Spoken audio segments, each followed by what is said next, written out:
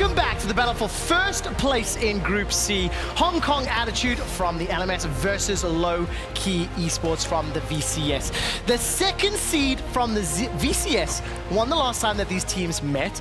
Now the stakes are much higher. Both teams are guaranteed to appear in the knockout stage.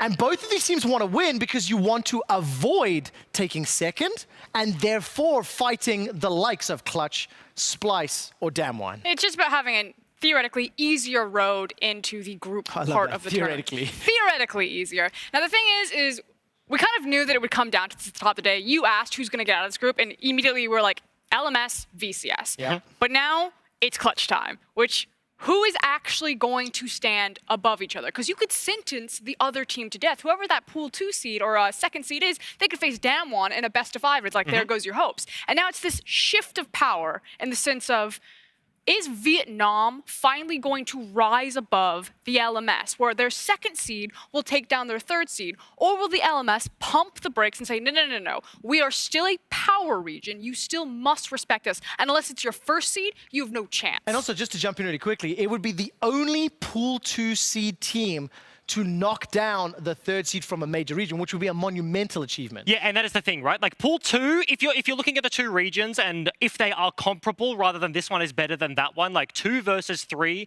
maybe you can hedge that somewhat. But in terms of just like Group C overall, these regions are just very close together. They've been together in the past, and in the future we'll be tracking in that direction. So it's not just this game. It's not just if you can get away from the big 3 teams from the major regions that have got out. It's literally bragging rights heading into the next year's domestic set of play. It absolutely is. Let's dial into this specific matchup, though, and who will be an important figure in helping a team pick up a win. We want to take a look at the mid lane matchup. Artifact in particular was somebody that's been quite impressive. I think Ejim has said backstage, one of many, that his Tristana is arguably the best on the team. Yeah, we could definitely say that. Arguably. And it was in this matchup, right, versus HKA, and they flexed around the Syndra. This was the first successful Syndra flex to the bottom side that I believe we saw in the tournament. So that means Tristan to the mid lane. Artemis had an absolute banger performance, and he's looking to replicate against Mission here today. And his partner in crime with D and K, I also think is what makes Lowkey such a powerhouse threat, especially in the early game. It's usually these two that cause a lot of that chaos, that get those dives. They said it in an interview, I'll repeat it here, they're not going for objectives, they are going for kills. Whereas to echo Spawn, HKA, the LMS, they play a much slower pace game. They are trying to focus more on those objectives and that setup. So can Mission challenge Artifact, slow down kind of the ignition for Lowkey Esports? Now, turn our attention very quickly to Hong Kong Attitude, because coming into it, we anticipated Lowkey. Many people thought Lowkey were going to win the group. What does Hong Kong Attitude have to do against Lowkey right now, in addition to what we just talked about outside of the mid lane?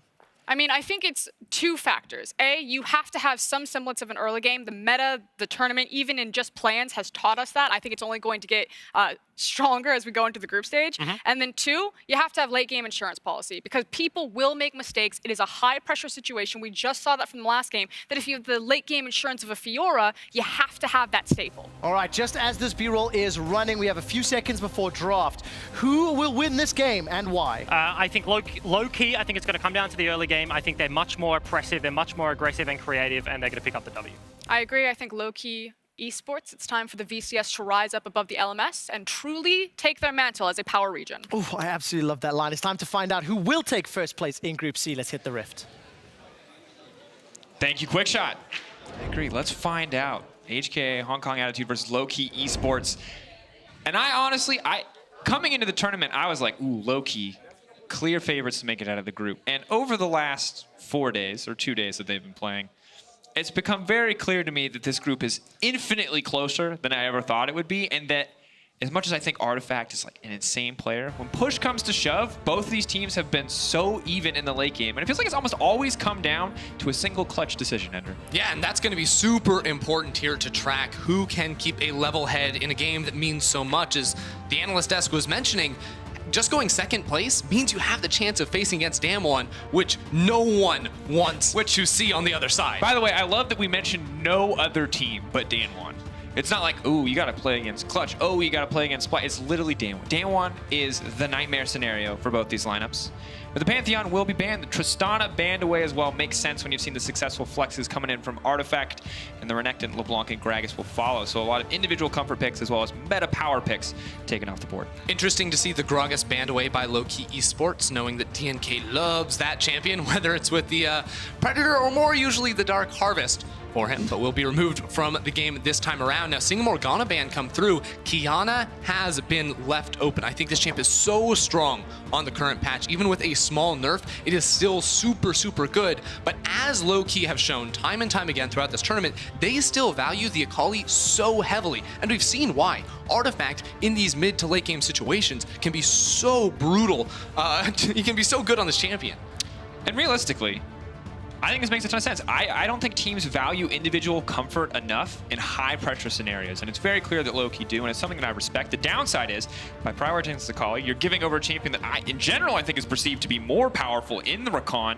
Potentially could have given up to Xayah as well, but it looks like Hong Kong Attitude might shift their draft a little bit and allow for the potential flex pick of the Syndra.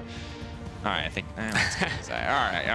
All right. Xayah Rakan's a pretty good combo, Dracos, but we'll have to wait and see what they do go for now. I think it is important to put Unified and Kaiwing on some comfort and on some playmakers in this bottom lane, because when I look at Hong Kong Attitude as a team, this is a team that loves to fight you all the time. So equipping yourself with the engage of Rakan and the team fight output of a Xayah is very, very powerful. And now a Caitlyn has been locked in, a champion that, well, we just haven't seen in a long time, to be honest. Her ability to be a lane bully often feels much less viable in pro play than it might feel in solo queue. But backed up by an Elise, maybe we just see an incredibly oppressive bot side set of control for Lowkey. It is interesting, though, because usually when you see Caitlyn picked against the Xayah Rakan, you throw a Morgana right next to it. But of course, with a Morgana ban coming through from HKA, it removes that option. Now, there are still plenty of counter picks for this Rakan or matchups people like to take into it. There's more than two, which is the important thing, because you can't get banned out, because you have the Nautilus, you have the Thresh, you have the Leona as well. All good options with CC to layer down with traps with the Caitlyn. It's less about just hard pushing that lane, though, and more about some of the all-in power that accompanies it. And the nice thing is, even if supports are banned away here, Caitlyn can do a decent job of protecting herself against the Rakan. Standing on a trap limits a lot of his ability to make plays, as well as the 90 caliber net to take her out to safety. So the Thresh ban might be a bit frustrating for the likes of Venus, who had a pretty solid game on it this tournament, but will not be the biggest concern. Syndra now taken away. They saw the hover earlier, do not want to give it over. I wonder if Hong Kong Attitude have the same read on this game as we do, or you think it's going to be a little bit more dependent on the scaling of these picks. In that case, I could see Mission going back to a personal favorite of his as the Corki. Pretty good matchup into the Akali, can build some defensive tools in that matchup, and eventually will just outscale in terms of the range you offer in team fights and that constant, reliable DPS. Could be a very strong backliner right next to that Xayah if you want to ensure that late game scaling. Do we see even more creativity? Something like a Twisted Fate coming out. We've seen in the LEC, at least domestically, be a very strong answer. But the Galio actually going to be taken away. This is one of the few groups where it feels like the Galio mid pick has been quite consistently popular outside of the few times that Saros played it. Now banning, you got to be careful here, HK. You got to decide exactly what you want to bring to the table. Lissandra would be interesting. Well, Lissandra, I mean, that's looking for more early fighting, right? And the lockdown CC against the Akali may be trying to force something like a cleanse out of that type of a pick. But Lissandra's pick we've seen now just a little bit. Still hasn't received like monster buffs on these last few patches that would make it suddenly appear in professional play. But this is a pick for a long time people liked taking up against the Akali because of things like the Aftershock in the mid lane. When you get all in, you can reliably proc that and stay alive, as well as the ability just to lock down single targets in fights. Oh, interesting. Lux, most likely going into the hands of Venus on the bottom side of the map. Now, Lux was incredibly powerful in Meta's past, usually with the Aftershock, and can very easily deny the mostly telegraphed engage from Rakan in the early to mid game. And because they have Elise alongside it, you have very strong presence in the early game for your jungler. So you can put DNK around that bottom lane and basically guarantee that you are allowed to push up. Eliminate a lot of the threat of Crash being able to look for an early game gank and play for the plates. That's what you go for when you have a Lux support and a Caitlyn as an AD carry. It's all about chipping away at those plates and playing for heavy pressure and snowballing the game. And now Camille locked in. Hong Kong Attitude debating their options here on the final pick. Looks like Okay, yeah, I built two audience. I thought we might see the swip swap, but it's not going to happen. It will be the Gangplank in the end. And this is interesting, Ender, because now, once again, we see so much explosive pick potential on one side. You got the Elise, the Camille, the Lux, Caitlyn traps to follow up as well, and an Akali, of course, is just lethal in her own right. But on the opposite side, you have a GPL, you have a Lissandra, and you have the unstoppable damage source in the late game that is Xayah. I think it's very clear what Hong Kong Attitude are trying to do in this game. Get to level 6 and then make a play around this bottom lane. If you know Celebrity and Venus are pushing, bring the global presence of a Gangplank ult, bring Elise in and Mission to rotate down. That's a very strong mid lane 2 versus 2 to get pressure, and then try to punish this pushing bottom lane. If you can split the map against something like a Caitlyn and a Lux, they're going to be very, very unhappy. It's true. And honestly, if you had to do it against any pick against Lowkey Esports, I feel like it might be Venus's Lux. 5-1 on the pick domestically. Huge comfort pick for him. And honestly, like a champion that, in our experience playing bot lane, can do one of two things. It can sit there, it can be the snare bot mid to late game, or if it gets ahead, can just dominate. And you guys can't see the summoner spells on screen right now. We can before we get into Pixman. That's an Ignite. Lux is here to kill people. Oh yeah. Lux is here to smack people down in trades. And if you are unified in Kaiwing, you need to be very careful about how you pick your fights. But luckily, Crash is there to back you up in the Elise. Yeah, this is going to be a really interesting game right here because you can split the map nice and tidily, because when you have an Elise and a Camille up against a Gangplank, you think early pressure, shut down 3Z, make him have a rough time, and then you can just unlock Hani to run around the map and start getting kills. It comes down to this for these two teams, first or second seed going into the knockout stage. We're getting onto the Rift.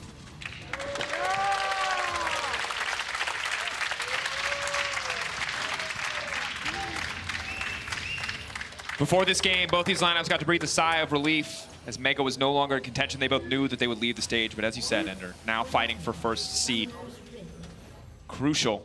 Not quite do or die, but as we continue to mention, with Danwon in the potential running for teams you'd have to play as a second seed, it does feel a little bit like do or die.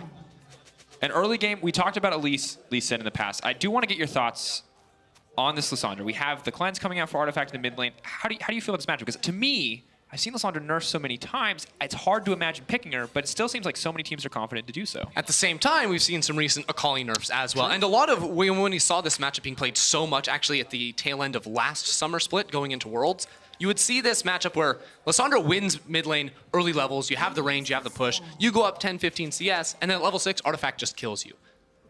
Akali has lost so much damage on her ultimate now that I don't think that's a realistic possibility. Artifact's also going to be running the cleanse in this matchup, so it's going to be a little bit more stable for the side of Mission. I think he will have the upper hand. But then the difference maker, of course, can be DNK in the jungle. The additional burst to come in from an Elise potentially. Obviously, Lissandra is going to have a lot of safety, but doesn't have a cleanse of her own to deal with an Elise cocoon. So has to be very careful about how Mission's going to spend his time as we see the junglers leashing on the bottom side, but no leash for Crash on the top. Yeah, so there's a lot of moving pieces for Lowkey and their plan going into the early game here. Specifically, we look at, let's start in the bottom lane, right? You have heavy pushing bottom lane, teleport on Celebrity. You want to be able to apply pressure. And ultimately, this bottom lane is going to be vulnerable. But because they're pushing, they can't actually get ganks, really. It's going to be difficult for them. They're letting the wave come into them now because DNK is going to be moving away. But eventually, you hope that a Lux Caitlyn can 2v3 this lane, or just put the lane in position with the poke that Unified and Kaiwing can't actually force a fight. At the same time, in mid lane, Artifact just going to be scaling up. You've got the cleanse, so you're not looking for a whole lot of fights. But that's where Lowkey want to go up top side. DNK plus Hani do have the ability to influence this match. Maybe look for dives, look for ganks, burn a flash off of 3Z, make him very, very uncomfortable, while the rest of your map is playing safe in mid lane, as I mentioned, and also pushing down bottom lane. And I feel like this Camille pick for Hani has been a nice resurgence for him. As we saw in the first day, the Gangplank pick's really not working out for him. The Camille able to have a lot of impact in the first game with LK we're playing today. But inevitably, keeping our eyes on the Elise as she does move topside as predicted. And there's still just a level 2 for the Camille GP. Obviously with some oranges to get out if he wants. Has started parlaying a barrel though, so will not get it until level 3. But they're not going to try to capitalize on that window and force a gank. There's also a smart ward and Tribrush to see if a dive was going to happen. Now, DNK around the mid lane. Hard gank to make work though. Yeah, creep wave's right there. If the creep wave's 10 seconds later, maybe you can force something, but it just does not work. So this is where I wonder, does DNK want to play for that bot lane scuttle crab? Because he knows Crash's pathing. He saw that the Raptor camp was taken down, and 3 minutes, 15 seconds is when the crab is going to be spawning. He does have some pressure in mid lane, but doesn't in bottom lane. So I don't actually think he can stick around here, because you can see already Kaiwing on the move. and be able to team up with Crash and force DNK away. Kick does connect. Cocoon follow up. DNK will get knocked up.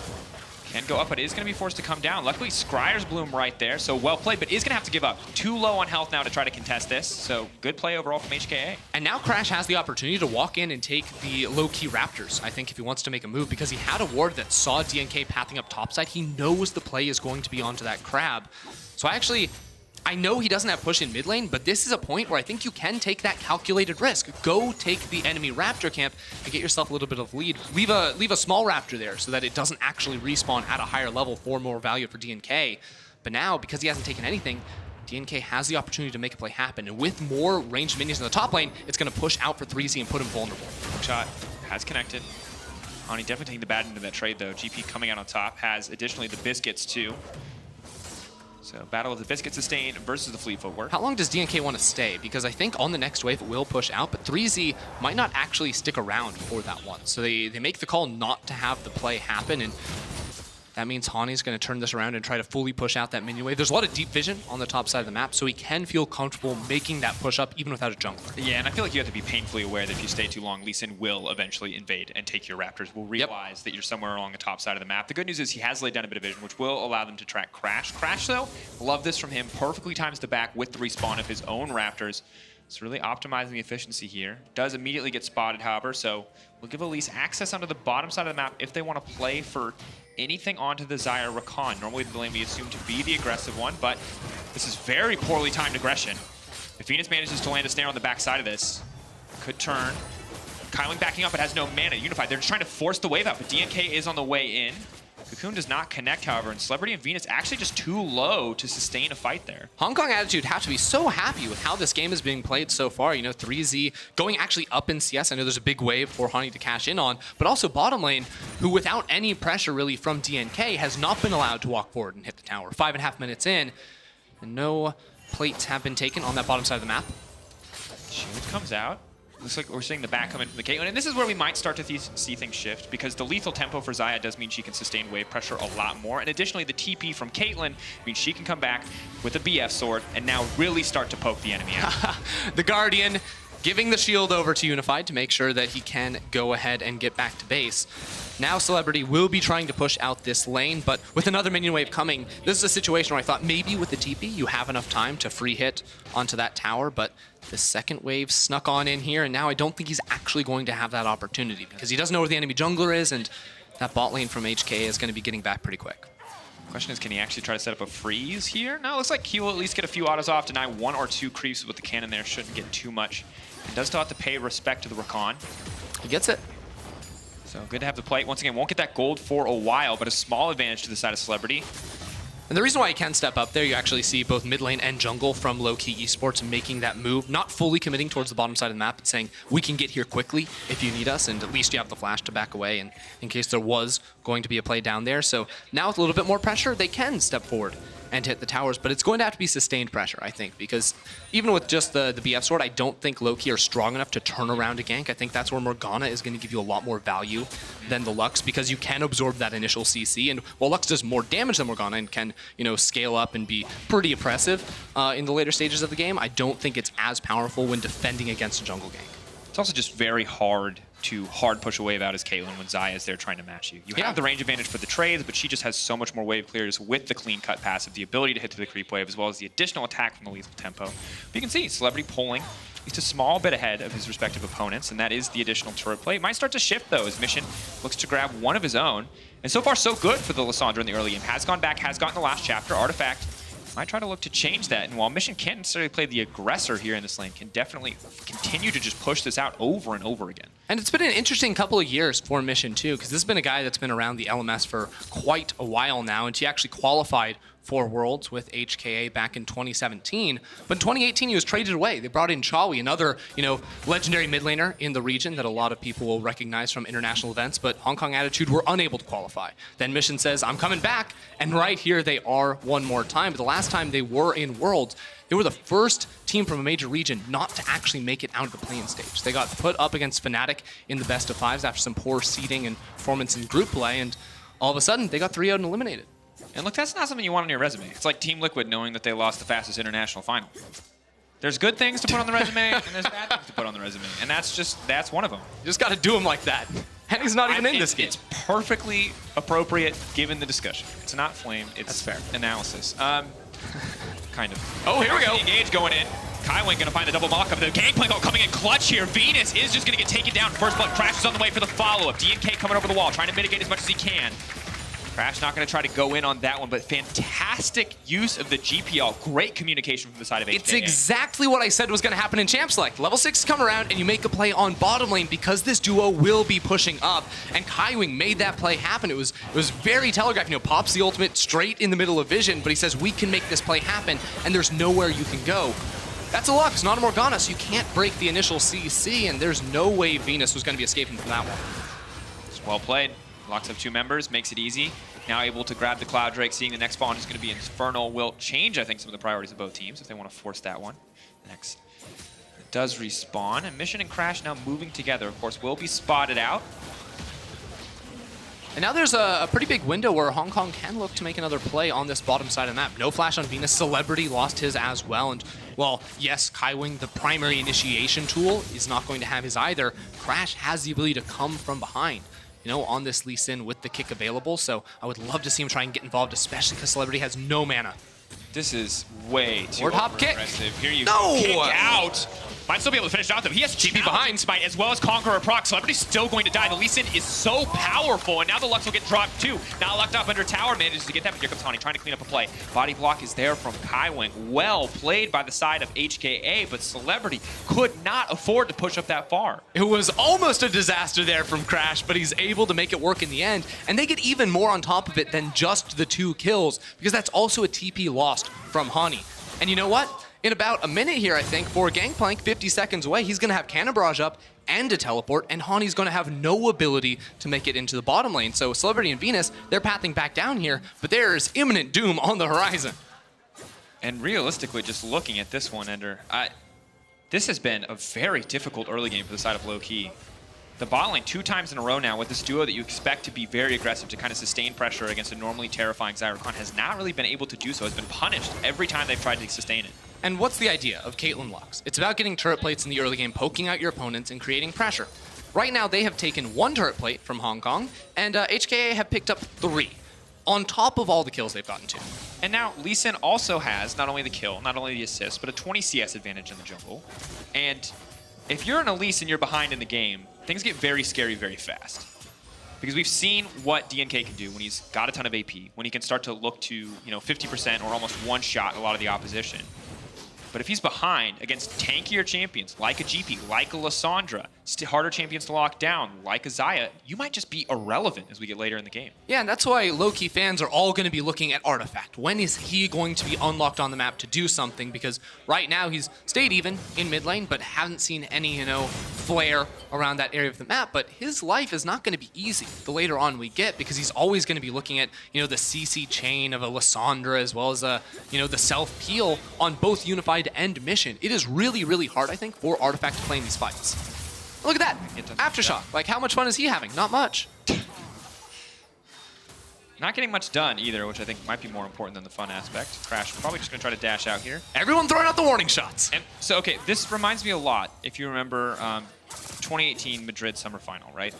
The one game that we saw Schalke win versus Fnatic was when Nukeduck took Lissandra and took Caps out of the game. It wasn't about winning lane. It was about taking a key player on the enemy team, the most key player on the enemy team at the time, completely and totally out of the game. And it feels like HKA have identified a similar win condition and just decided, look, Artifact, we recognize you're probably the strongest individual player. We're not scared about Hani. DNK is great, but we're not worried about him without a strong early game. And if we just make sure your Akali doesn't get anything done early to mid, we can take over this match. Yeah, and the last time these guys played against each other, remember, it was Artifact on that Tristana with so many kills, really snowballing off these early fights. So the fact that Hong Kong Attitude have been able to slow down the pace of the game and really only attack the areas of the map where they know they have the strong ability to has been very, very strong for them. Now, for HKA, I want to see another play. They have the Gangplank ult again, crashed on the bottom side of the map, and there's still about 30 seconds left before the flashes are up on both of these 2 players. So I really like the move from Crash to come in here.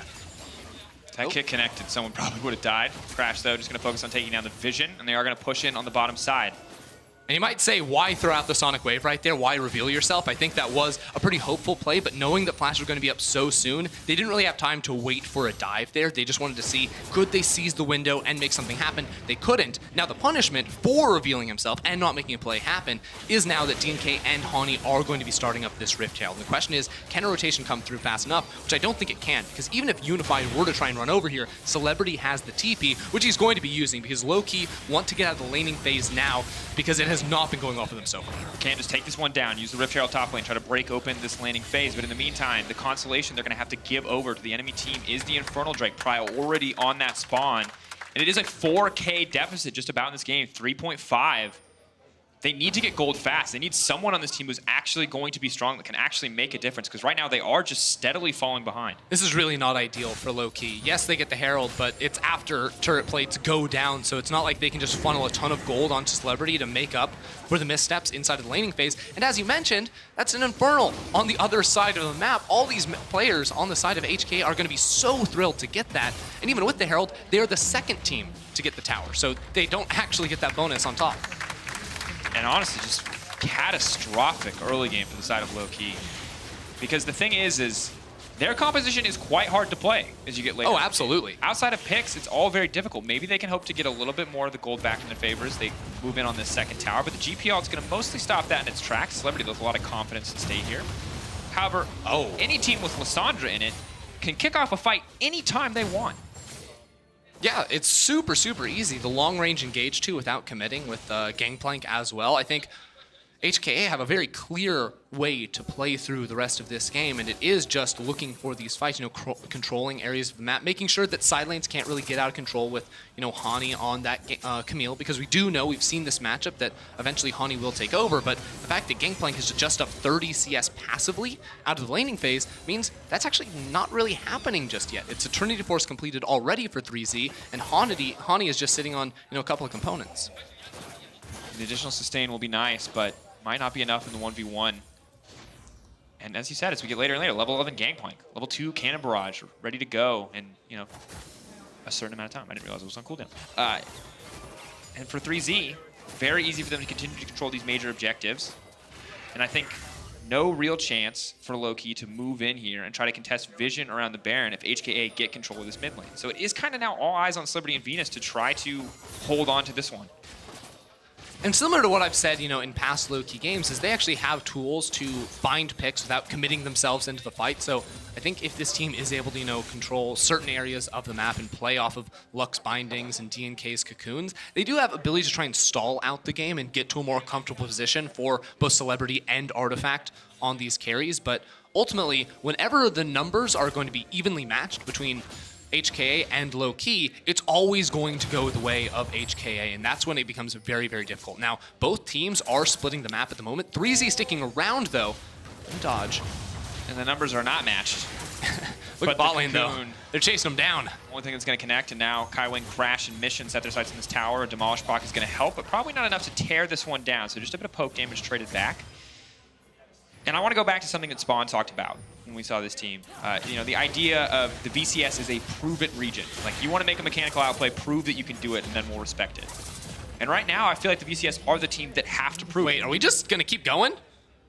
Yeah, they got to prove something. Wait, they're... Okay, Lowkey are recalling right now, but this tower, it's not going to go down fast. There's no AD carry in the area, but it is going down to about half HP now. I don't think that was worth from HKA. I think what I would have loved to see them do is, instead of pushing forward for that inhibitor tower, because let's be real, Gangplank's never going to really threaten that objective. I would have liked to see them move up through that bot side jungle and threaten that mid lane tower, because it was only Celebrity defending against that. I think there was a real opportunity for them to take that, and knocking down that mid lane tower, as we've said so many times before, really enables you to accelerate the pace of the game.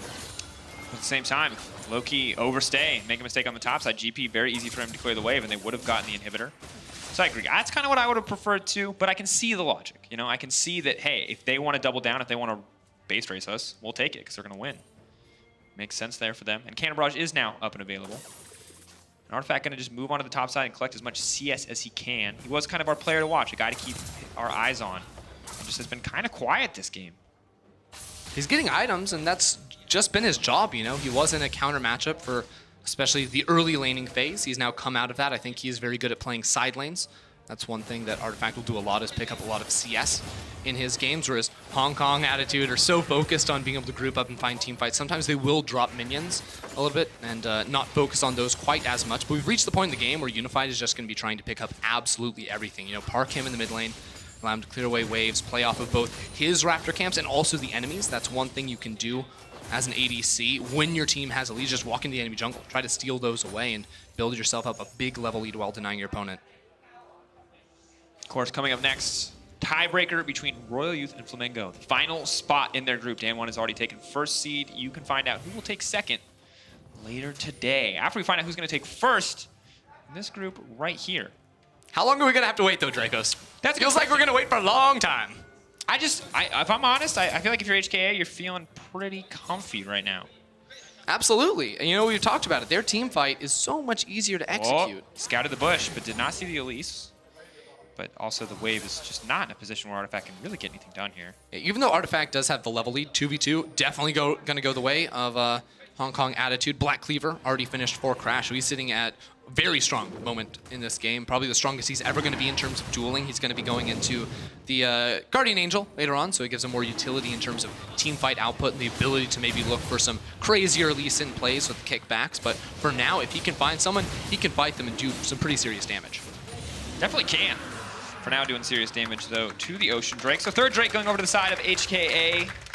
While Ocean, not necessarily ideal, obviously provides an even bigger win con in the Elder if we do want to go late. So this is the problem I was sort of talking about when both teams committed so hard in taking the tier 2s and even moving on towards the inhibitor towers on opposite sides of the map, is that it's just a wave clear city because the map is so lopsided. You can see Artifact fully push in top lane, 3C fully push in bot lane, and no one can do anything because the mid lane towers are both still up. It's why we've fallen into this complete lull, and because the control over the map has been split so sufficiently, neither team is willing to walk into the area where they don't have vision. So Lowkey will continue to dominate the top side of the map, Hong Kong Attitude will continue to dominate the bottom side, and until one team wants to cross for the Baron, or if Lowkey want to cross for the Infernal in 4 minutes, it doesn't really feel like we're going to see too much. Slow and steady wins the race, is the old adage. Yes, it does. Get her done. All right. We'll see you in 20 minutes. Nah. I mean, the thing is like, in theory, and bear with me, because at this point it is purely Okay, theory. talk me through it. Talk me through it, Dracos. If you hit a Lux Binding, and Caitlyn lands a trap, and then Elise hits Cocoon, you have a lot of CC. That's my theory. Okay, when was the last time you saw Venus actually throw out a Q? It's been like 10 minutes. It's very true. And that's not a slight on Venus. I don't know if there have been very many good opportunities, but that's like the most important Lux ability, I would argue. As embarrassing as it is to miss a laser, much more acceptable on a Lux support. Oh, That's there we go. Difference maker. DNK goes up, goes, what are you doing? Goes down, goes out.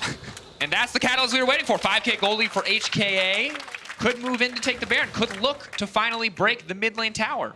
Yeah, I mean, we were waiting to see a team make the cross. It was HKA right there. Big damage. Ulti comes out. Celebrity's dead too.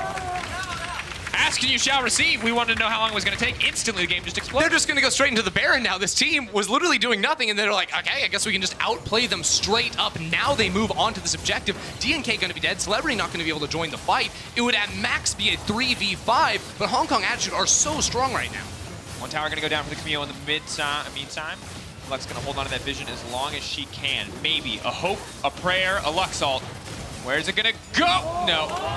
Nice try. Not going to happen. Lissandra going to take that one in the end. I just got to say, some fantastic individual plays from HKA to find those collapses. And low-key, I think just as we were lulled into a false sense of security on the handshake farm game and instantly just blown out. Well, the weirdest thing, too, is Lowkey had a lot of vision around that top side of the map, and we haven't seen the replay to see exactly how Crash was able to get in there, but it felt like DNK didn't think Hong Kong Attitude were going to go for that play. And of course, Celebrity TP'd into mid lane just to basically immediately get taken down as well. So we were waiting for so long, and now because of Baron, this game is going to accelerate at an unnatural pace. There's all these outer turrets now for HKA to pick up. They already have a 6K gold lead, so it's just going to balloon to even more.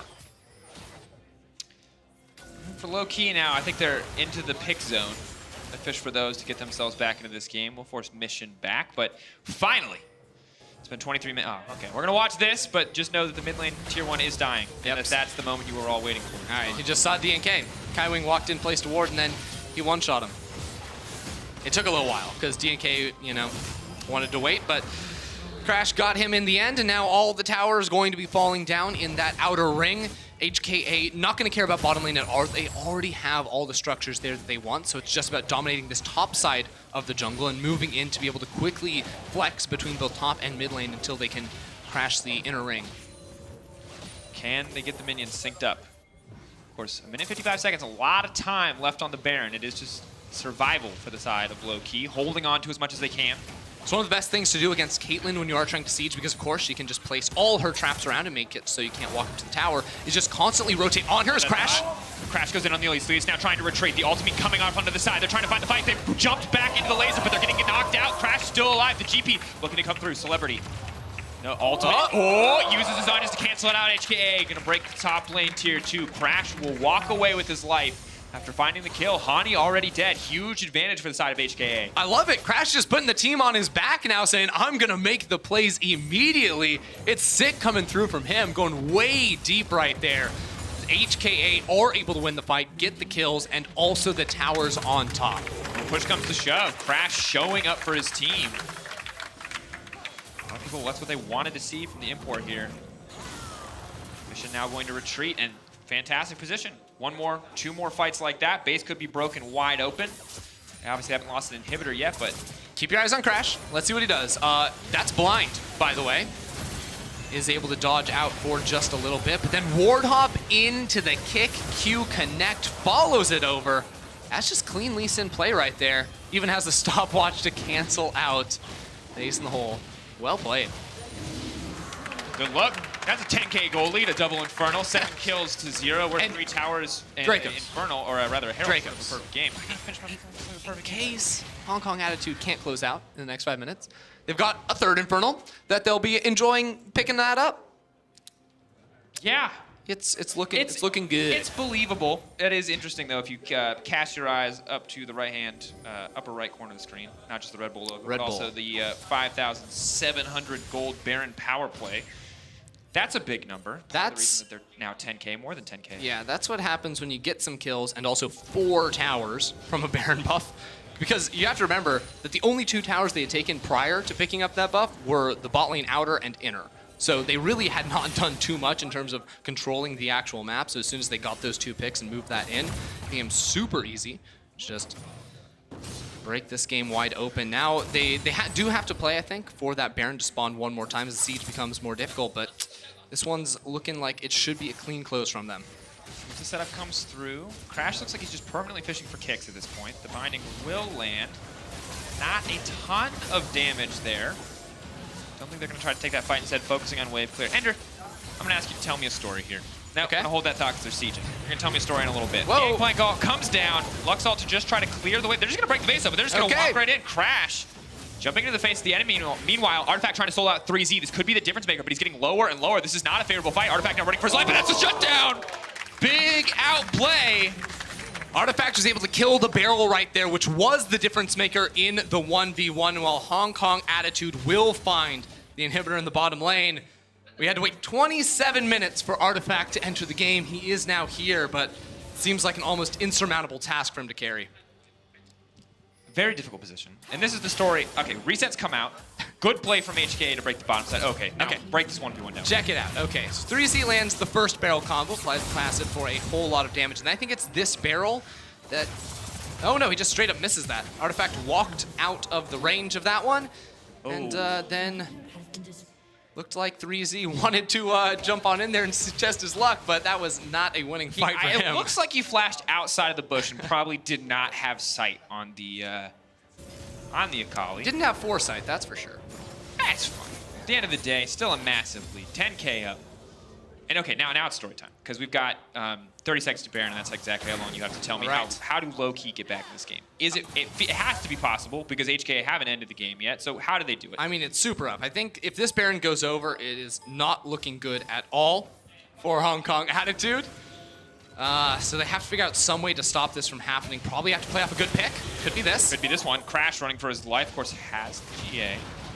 They overcommit for this one, though. Could turn against them. Mission and Kaiwing waiting. The Fog of War. Fight try to kick off the flash forward. Elise goes up, has really no way out, though. Comes down in the middle of the team. That is definitely not what they wanted. Baron is now respawned. Jungler is now dead. That's going to be the second Baron for HKA.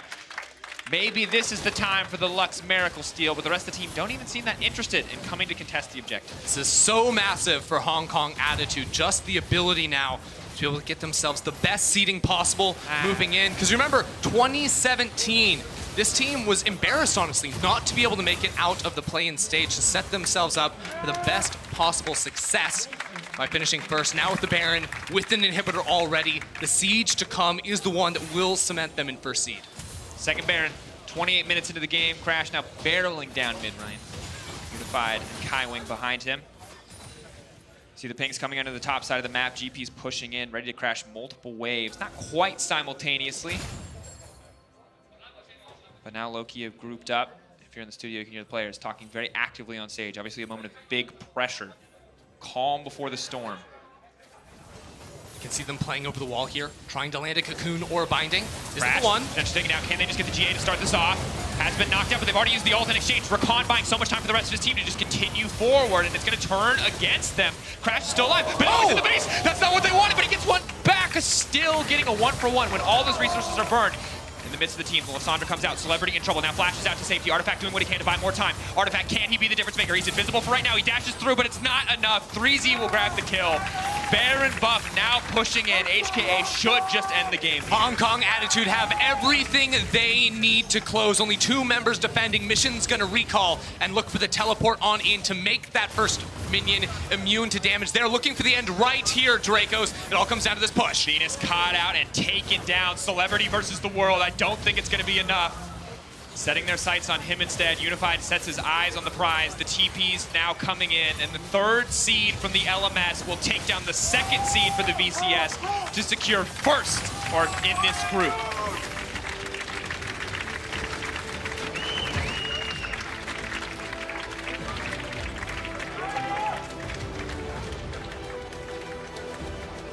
And from start to finish, the dominant game coming through for the side of HKA. Crash stepped up so much in this game. You said it would happen. To be fair, at the start of the tournament, you told me Crash was insane. That was the game where he showed it. That was what we were finally waiting for, because the early game was slow from them, but they had the composition to attack bottom lane. As soon as 3Z got level 6 on that Gangplank and attack it, they did. They flipped what should have been a really tough matchup for Unified and Kaiwing, and were able to turn that pressure into a massive, massive win. Good look overall.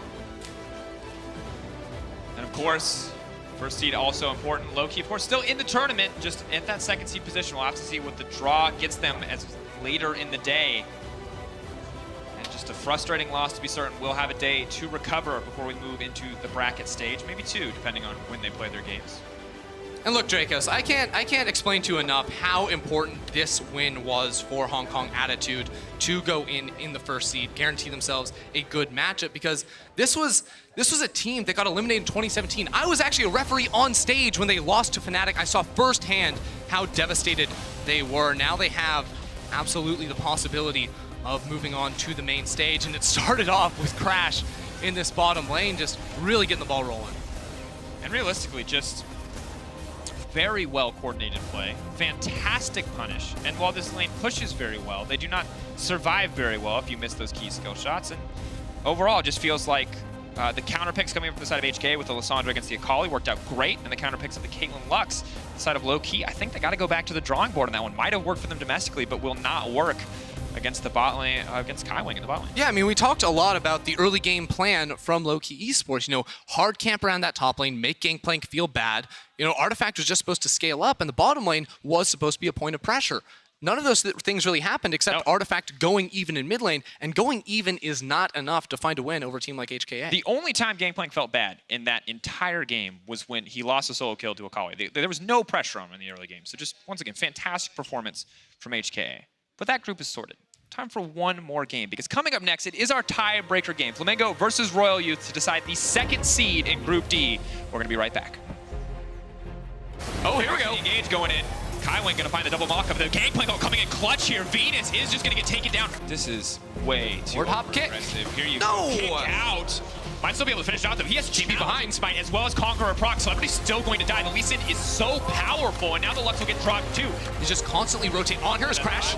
Crash goes in on the Elise. He's now trying to retreat. The ultimate coming off onto the side. They're trying to find the fight. They've jumped back into the laser, but they're getting knocked out. Crash is still alive, and it's going to turn against them. Crash is still alive, but he's in the base. That's not what they wanted, but he gets one back. Still getting a 1-for-1 when all those resources are burned.